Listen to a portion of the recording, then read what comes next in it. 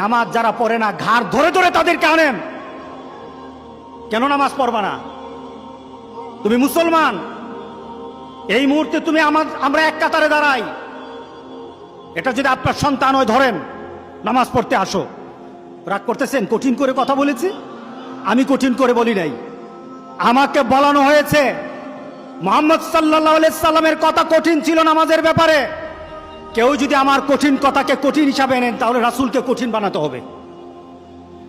রাসূল সাল্লাল্লাহু আলাইহি সাল্লাম বলেছেন, তোমার সন্তান 7 নামাজ শিখাও, তোমার সন্তান 10 নামাজ না পড়লে তার পিটাও।